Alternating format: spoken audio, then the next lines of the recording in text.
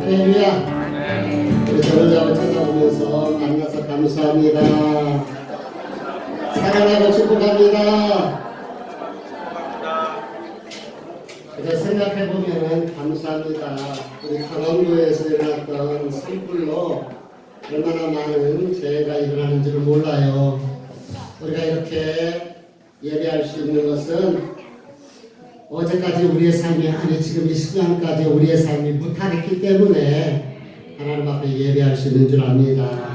무탈할 수 있어서 감사하고 함께 예배할 수 있어서 감사하고 돌아보면 다 감사해요. 요즘같이 또 미세먼지 많을 때 이렇게 교회 뭐죠? 교회? 풋살장 말고 이 앞에 이거 공기청정기가 생각이 안 나요. 청정기가 있어서 쾌적한 환경에서 예배할 수 있어서 감사하고, 물론 섬겼던 분들이 있기 때문에 그렇죠. 또 풋살장도 만들어져서 감사하고, 무엇보다도 주님 안에서 만날 수 있으니 감사인 줄 믿습니다. 우리 그런 의미에서 축복하면서 말씀을 듣도록 하겠습니다. 하늘의 별처럼 시작. 하늘의 별처럼, 하늘의 빛처럼, 하늘의 노래알처럼 나는 번성하리라. 나는 번성하리라. 나는 번성하리라. 우리 앞에 사람 축복합니다. 하늘의 별처럼, 하늘의 빛처럼, 바다의 노래알처럼 지사님은, 성도님은, 우리 장애인은 번성하리라. 번성하리라. 번성하리라. 아멘. 여러분들에게 퀴즈를 하나 내볼게요. 조선시대의 평균 조선시대는 사람들이 몇 살이나 살았을까요? 60살. 60살? 또? 35 죽음을 본 사람은 알아요. 조선시대에는 평균 35세밖에 못 살았대요. 왜 그랬을까? 어렸을 때 폭력하다가 엄청나게 많이 죽어요. 한번 전염병 돌면 죽어요. 또 물난이 한번 일어나봐요. 재해로 인해서 죽습니다. 그러다 보니까 오래 사는 사람들이 있지만 평균 연령이 작았던 것 같아요. 반면에 조선의 왕들은 그보다 10살 더 살아서 45살이 평균 수명이었다고 합니다. 제가 나름대로 가만히 생각을 해보니까 그래도 금수저로 태어났잖아요. 그러니까 어려서 좀 잘 보호를 받았어요. 그러다 보니까 또 먹는 것도 영양분도 공급이 충분하니까 일반 평민들보다 그래도 10년은 평균 더 살지 않았는가 생각이 됩니다. 그럼 조선시대 평균 키는 얼마일까요? 남성은 161세, 여성은 149세, 155살만 돼도요, 조선시대에는요, 센치. 잘못했어요, 제가? 센치, 155cm. 155cm만 되면 조선시대는요, 롱다리입니다. 완전히. 우리 이것들 좀, 깨가리들 좀 잘 좀 달려요. 155만 돼도 롱다리라는 거예요. 근데 당시에 일본 시대에서 일본 사람들보다 한국 사람들이 한 6cm는 더 컸다고 합니다. 참고적으로 2014년도에 우리나라 남성 평균 키가 세상에 174.2래요. 얼마나 이제 평균 키 신장이 커졌습니까? 이에 반해서 북한은 165.4cm라고 그럽니다. 그러니까 먹는 것이 키로 연결되는 것을 보면서 잘 먹어야지 크는 것을 우리가 이런 통계를 통해서도 알 수가 있습니다. 그렇다면 이런 사실들을 어떻게 알았겠습니까? 그것은요, 발견된 유골들이 있기 때문에, 그리고 미라가 있기 때문에 평균 신장이 얼마인가 이런 것들을 알 수가 있습니다.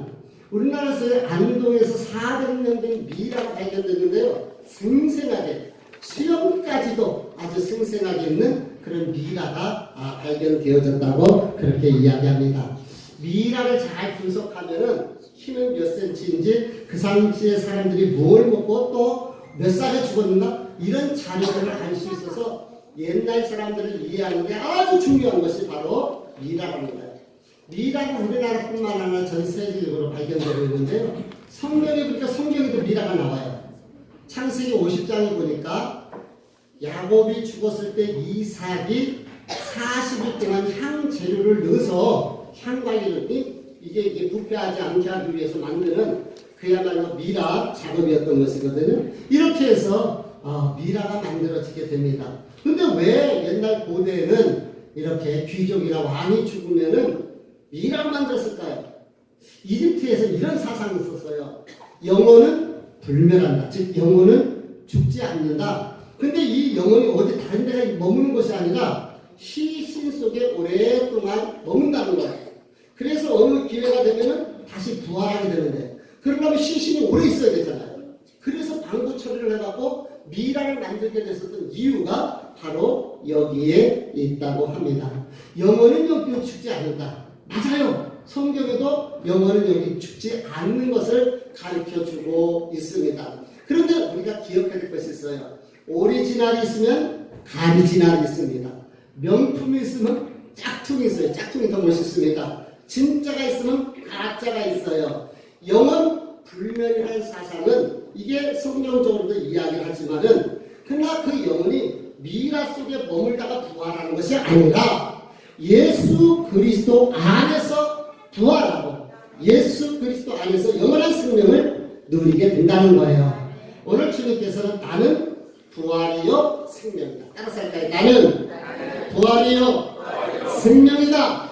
우리 주님께서 지금 나는 부활이요 생명이다라고 말씀하셨어요. 그래서 오늘 말씀을 통해서 부활이요 생명이신 예수 그리스도를 한번 살펴보려고 합니다. 그러기 위해서 오늘 사실 11장 전체를 우리가 읽어보아야 되는데 중간만 읽어보았습니다. 본문의 배경을 이해하기 쉽게 제가 말씀을 드릴게요.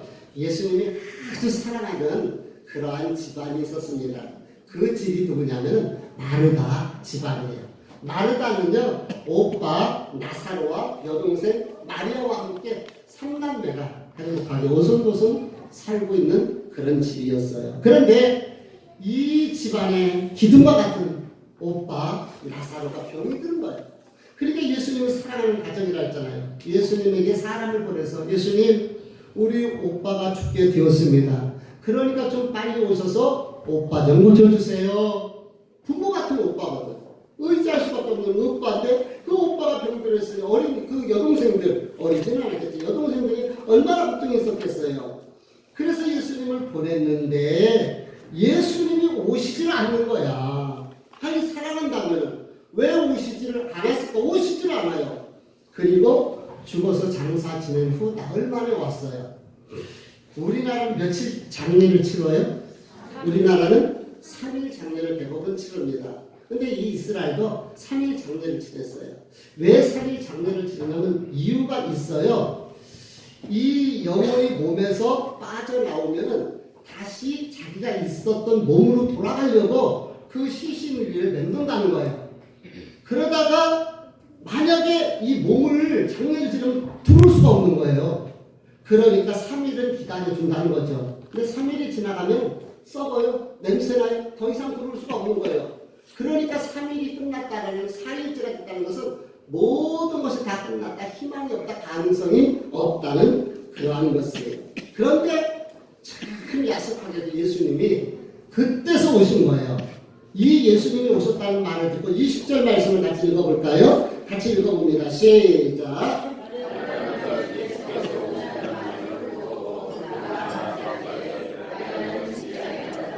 예, 여기 보니까 이 소리를 마르다가 들었어요. 그리고서 예수님을 맞이하러 곧바로 달려나갑니다. 그런데 마리아는 나가진 않았어요. 집 안에 앉아 있다고 그렇게 이야기합니다. 왜 마리아는 쫓아나가지 않았을까요? 언니는 얼른 쫓아나갔는데 왜 마리아는 쫓아나가지 않았을까요? 네? 삐졌어요? 삐졌어요. 이제는 쿵하고 호박 떨어진다 이제 이해가 돼요. 그것을 어디에서 찾아볼 수가 있느냐면요. 32절 말씀을 한번 읽어볼게요. 이 32절은 예수님께서 다시 마리아를 불렀을 때 그때서 다시 예수님 앞에 나갔던 모습이에요. 읽어봅니다. 시작.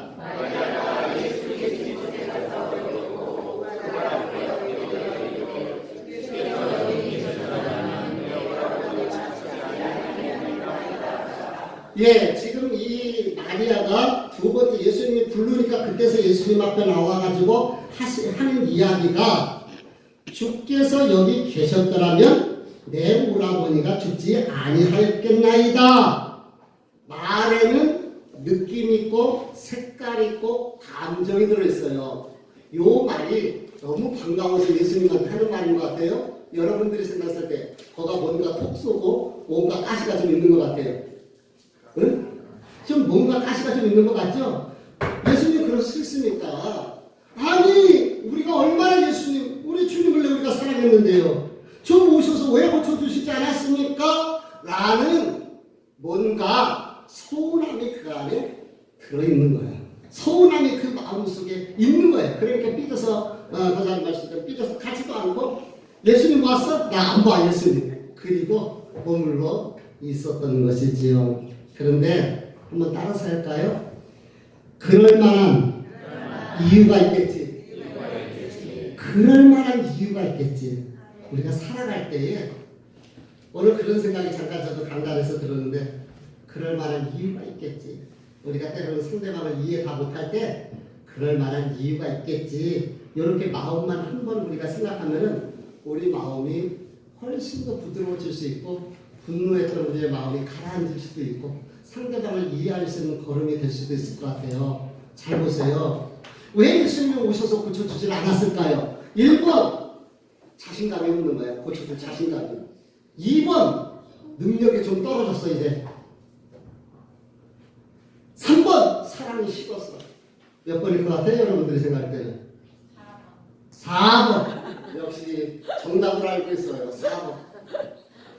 예수님이 능력이 떨어져서도 아니고 고칠 자신감이 없어서 목하신 것도 아니고 사랑이 식은 것도 아니에요. 거기에는 하나님의 뜻이 있었던 것이에요. 할렐루야. 그 뜻이 무엇인가요? 그 뜻은 이제 곧 주님께서 십자가에서 죽으시고 그리고 3일 만에 부활하실 거예요. 요 사건을 죽은 나사로가 다시 살아나는 과정, 이 부활의 과정을 예수님의 십자가의 사건을 통해서 미리 보여주는 거예요. 예표적으로 보여주고 싶어서. 그래서 주님의 뜻인 거예요. 얼마나 주님의 마음이 아팠던데 주님도 그렇게 우셨다고 그렇게 이야기를 하고 있어요. 그런데 하나님의 영광을 위해서 하나님의 뜻을 이루기 위해서 기다렸던 것이죠. 그리고 그를 통해서 부활이신 예수님을 알려주신 줄 믿습니다. 그런데요, 반면에 성격적으로 마르다 보세요. 21절 말씀을 읽어볼게요. 마르다가 예수께 여짜오되 같이 읽습니다. 시작.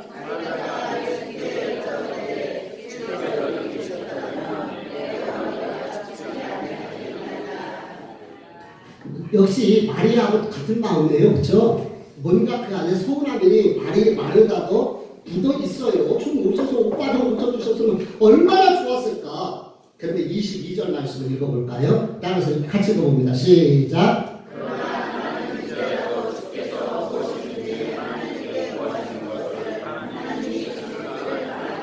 예, 따라서 해봅시다. 그러나 나는 이제라도 지금 마르다의 신앙이 어떤 신앙이에요? 그러나 나는 이제라도 주께서 무엇이든지 하실 수 있나이다.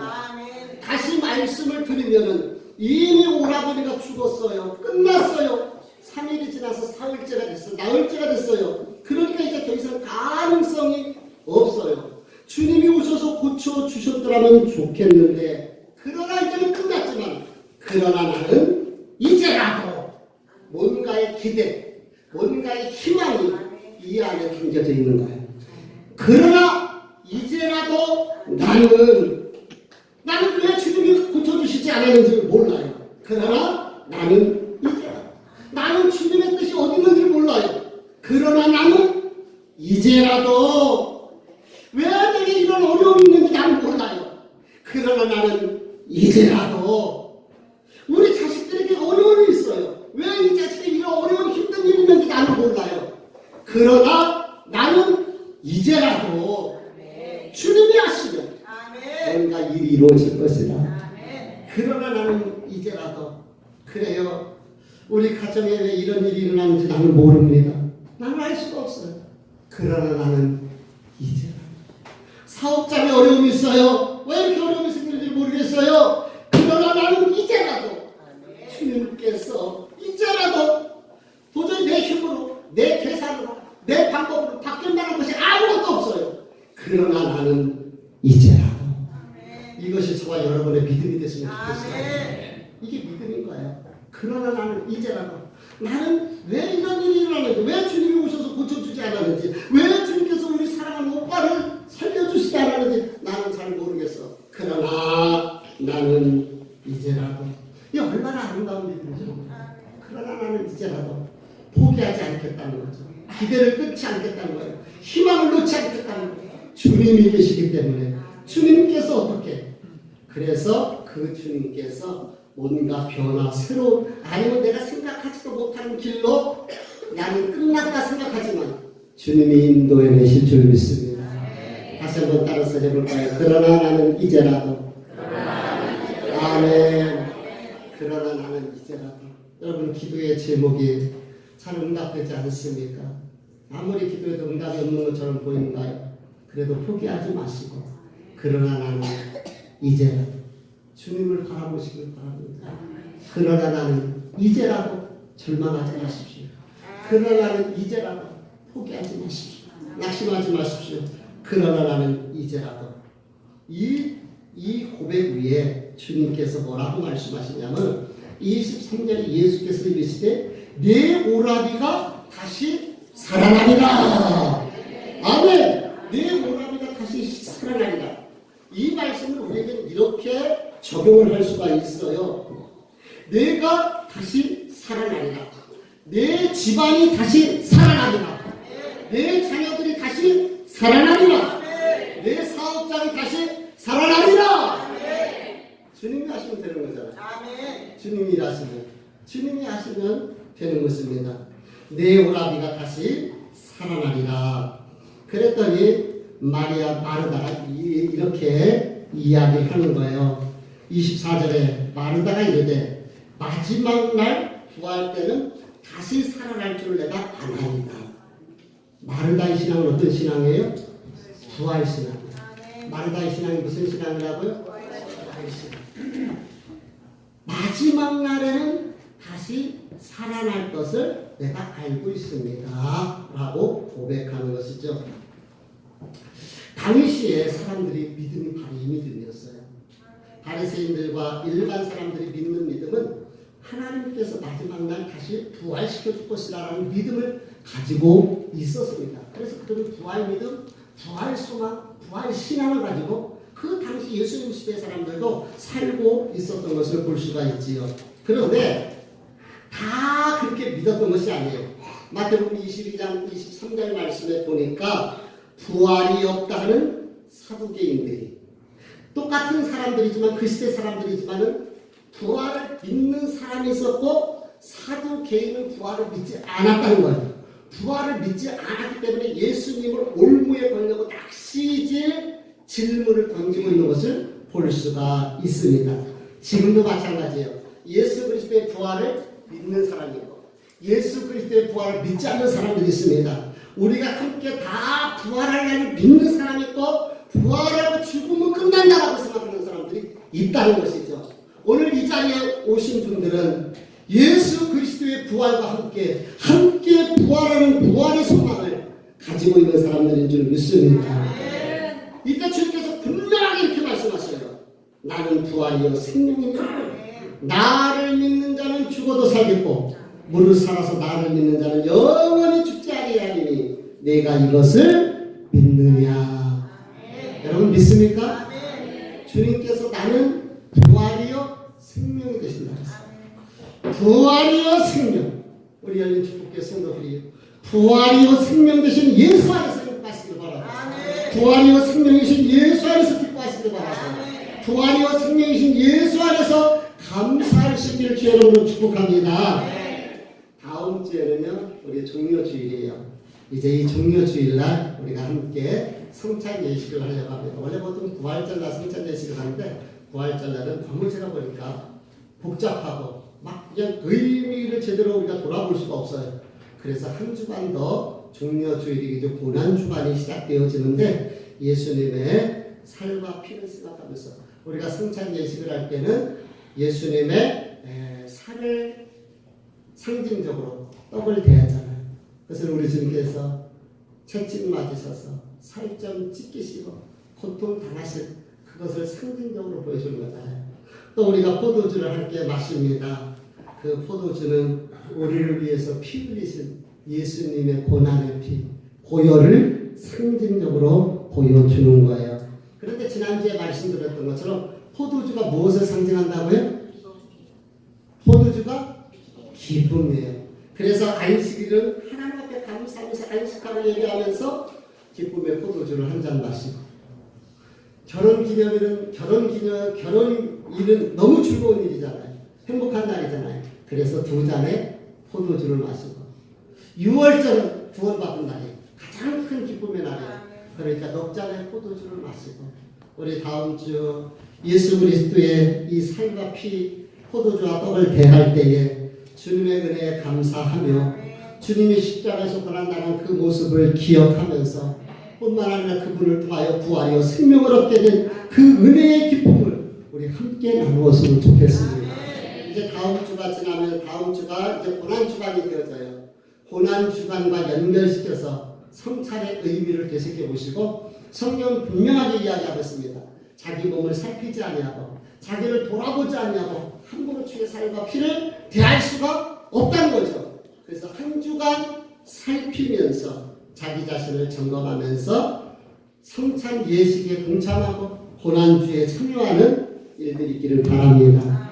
고난주간은 미리 잊어버릴 수 있어서 말씀드렸는데, 저도 사실 핸드폰을 많이 봐요. 근데 고난주간에 금식도 해야 되지만은, 금식하면서 주님의 고난에 동참하지만은, 그러나 미디어도 좀 금식을 하면서, 그거 웃으면 귀하는 현대인들은 얼마나 그런지 몰라요. 미디어 금식을 좀 보는 거, TV 줄이고 핸드폰 줄이고, 바쁘신 분은 볼 시간도 없겠지만은 하나님 앞에서 정갈한 마음으로 주의 은혜 십자가를 돌아보시는 저와 여러분이 됐으면 좋겠습니다. 저는 봄만 되면은요 진짜 이 부활을 피부적으로 느껴요. 왜냐하면은 나가보세요. 교회 희망나무를 심은 그 나무마다 꽃망울을 맺히고 매화는요 벌써 꽃을 피웠더라고요. 저 위에 집의 매화는 흰 매화더라고요. 우리 교회 거는 분홍 매화예요. 같은 매화인데 매화 색깔이 달라요. 그런 것을 보게 됩니다. 참 계란에 이렇게도 꽃꽂이 그냥 갖다가 심어놓은 건데 그렇게 자라나서 다 잘라놓긴 했는데, 그 모습을 보면서 이 봄이 되면, 이 부활절 고난주간쯤 되면 예수님의 피부를 부활을 피부적으로 느껴요. 새벽에는 아직도 춥습니다. 새벽기도 나올 때 파카 입고 나옵니다. 그런데 이 추운 겨울을 이겨내고 꽃망울을 터뜨리는 거예요. 부활의 꽃망울을 터뜨리는 거예요. 왜 그런지 아십니까? 뿌리가 있기 때문에 그렇습니다. 아무리 사람이 죽어 500년이 되고 화장을 한다 할지라도 영혼은 죽지 않는 것이에요. 생명이 있기 때문에 그래서 살아나게 되는 것이죠. 우리는 예수 안에서 부활하게 됩니다. 근데 우리가 분명히 알아야 될 것이 하나 있습니다. 주님께서는 부활이요 생명이라고 말씀하셨습니다. 따라서 볼까요? 부활이요 생명이, 부활과 생명이 함께 옵니다. 이 말이 무슨 의미일까요? 모든 사람은 다 부활하게 되어 있습니다. 예수 안 믿는 사람도 부활하게 되는 거예요. 아니 어떻게 다 부활합니다.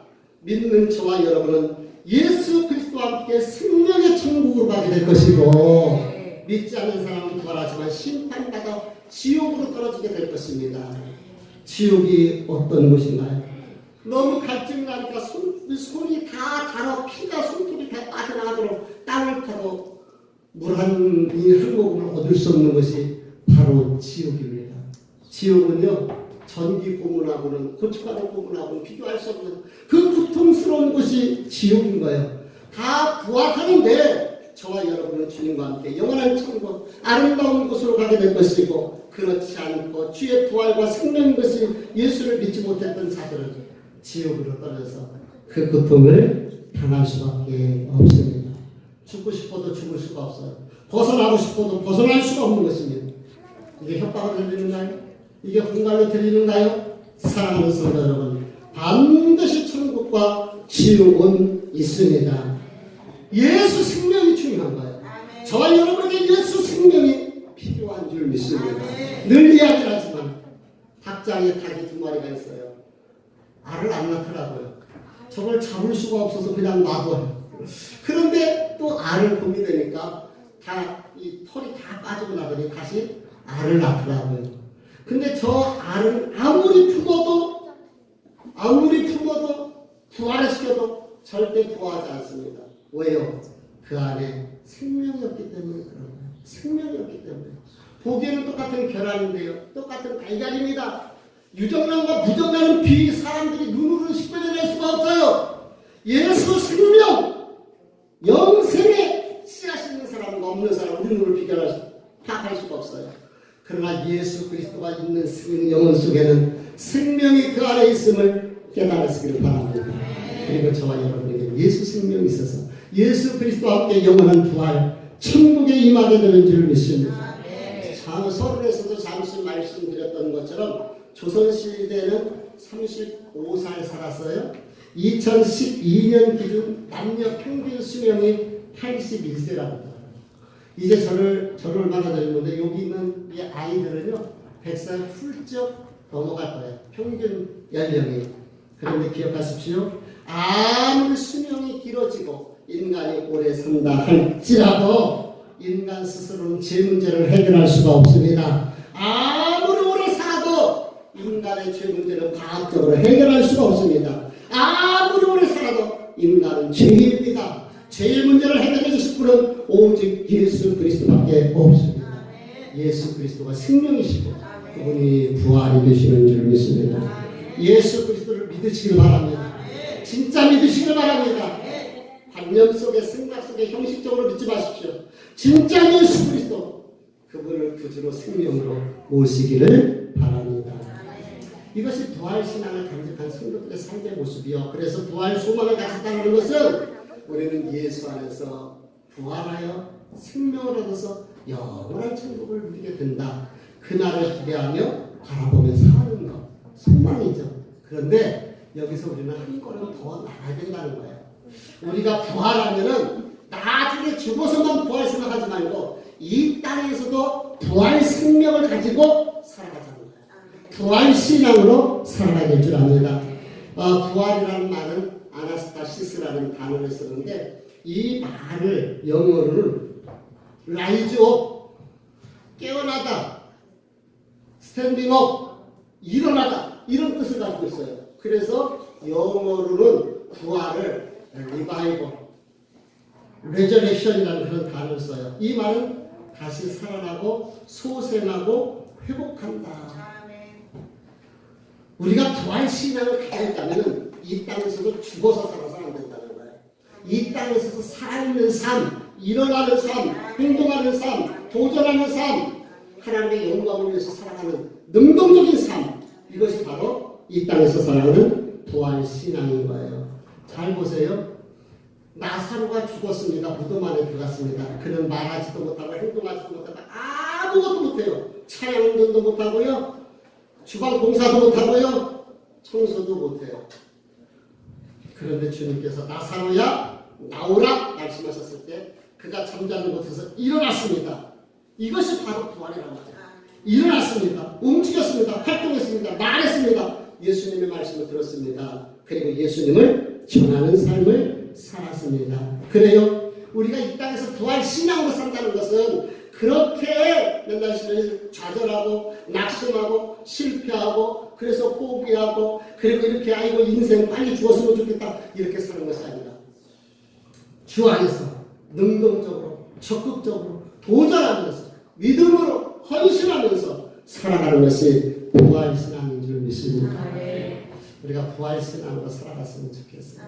특별히 부활신앙, 부활의 사람들 일단 오해도 살펴보겠지만은 예수 그리스도를 구주로 영접한 사람은 예수 그리스도를 전하지 않을 수가 없어요. 사람들이 예수에 대해서 이야기 안 할 수가 없어요. 예수 그리스도를 전할 수 있는 그런 부활신앙들이 되시기를 축복합니다. 저는 우리 작년에 우리 양봉 집사님 개업을 해서 개업으로 들어왔었던 이 화초들을 갖다가 교회에다가 갖다 놨어요. 제가 이 화초를 보면서 너무너무 고마운 거예요. 왜 그런지 아세요? 얼마나 이게 춥습니까? 겨울에, 한겨울에. 그래서 제가요, 이거 이렇게 안아주면서 이렇게 만져 쓰다듬어 주면서 안수기도 했어요. 화초에다가. 하나님, 이 겨울 잘 이기게 해주시고 건강하게 해주세요. 얼마나 고마운 줄 몰라요. 얼마나 감사한 줄 몰라요. 이 화초는 사람들에게 보여주는 것이 자기의 사명인 거예요. 보는 사람 없습니다. 이 좁은 곳에 갇혀서 묵묵히 살아가는 이 화초를 화분을 보면서 부활신앙이라면 어떤 어려움이 있어도 어떤 고난이 있어도 묵묵히 내게 주어진 chức 분과 사명을 감당하면서 예배자의 삶으로 이 땅을 살아가는 것이다. 이것이 부활신앙의 모습이다. 저는 이 화초를 통해서 배우게 됩니다. 여러분 어떤가요? 주님이 우리와 함께 하십니다. 그러므로 삶의 어떤 상황을 떠나서도 우리는 일어나서 활동하고 움직이며 도전하며 하나님의 영광을 위해서 살아가는 이 땅에서의 부활 신앙으로 무장한 삶들이 되시기를 바랍니다. 어떤 사람은 이렇게 얘기해요. 사람이 죽으면 끝이죠. 죽으면 끝이죠. 그 사람은요 이렇게 얘기하는 사람과 똑같아요. 목사님 작게 군뱅이는 죽으면 끝입니다 라고 하는 사람 같아요. 군뱅이가 죽으면 끝이던가요? 천만의 말씀이요 만만의 꿈떡이에요. 그 군뱅이에서 하늘을 날아다니면서 한긴 여름 노래하는 매미가 탄생한다니까요. 매미가 거기서 나와요. 그 군뱅이에서 매미가 나오게 된다는 것입니다. 여러분들 잠자리 유충을 한번 생각을 해보세요. 잠자리 유충은요 물속에서 있어요. 물속에서. 그런 사람들은요 잠자리는 절대 물에서 나왔다고 얘기할 수가 없는 사람을 같다는 거예요. 잠자리 유충은 물속에서 있는 거라니까요. 근데 거기서 탈피돼가지고 잠자리가 되는데 잠자리 유충은 물속에서 살 수가 없다 이렇게 얘기하는 사람과 똑같다라는 것을 제가 말씀드리는 거예요. 부활이 없다고요? 천만의 말씀이요. 모두 다 부활하게 됩니다. 저와 여러분은 생명의 부활로 주님을 알지 못하는 자는 지옥의 부활로 이루어지게 될 줄 믿습니다. 우리 주님께서 이렇게 말씀하십니다. 주님께서 한번 우리 요한복음 읽어볼까요? 한번 넘겨보십니다. 같이 한번 읽어볼까요? 시작.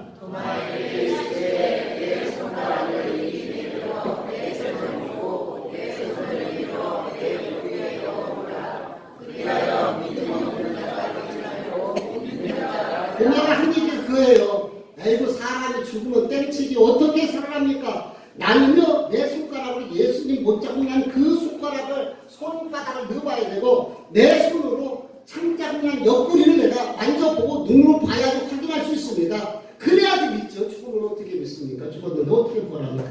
났던 사람이 도마입니다. 근데 그 도마에게 보여주시면서 네 손바닥 한번 만져봐라. 응? 내 못잡고 난 네 손바닥을 만져보고 옆구리를 한번 만져봐라. 그러나 믿음 없는 자가 되지 말고 복음 있는 자가 되지 말고 마지막 날 이 심판이 모두에게 임하게 될 것인 줄 믿습니다. 고린도전서 15장은 사도 바울의 이 부활에 대해서 이야기를 하는데 우리 고린도전서 15장 한번 같이 읽어볼까요? 읽어봅니다. 시작.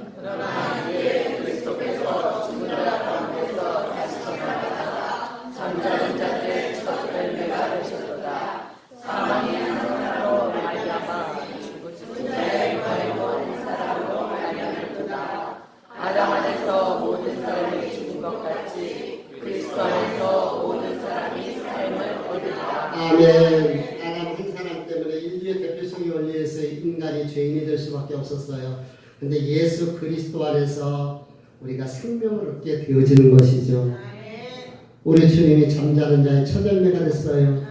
그러므로 우리도 예수 안에서 부활하게 되고 그 부활은 생명의 부활이기 때문에 영원한 천국에 올라가는 하늘 생명 소망이 있는 그러한 부활인 줄 믿습니다. 그러나 믿지 않는 자들도 부활해요. 그 부활은 영원한 사망, 지옥, 고통에 좀 전에 얘기했던 것처럼 정말 고춧가루 고문을 당한다고 생각하고 해보세요. 전기 고문을 당한다고 생각을 해보세요. 지옥 고통은 더 크다는 사실을 기억하시기를 바라고, 전하세 예수, 내 주변에 누군가에게 예수 그리스도를 전하는 부활의 성도들 되시기를 주님의 이름으로 축복합니다.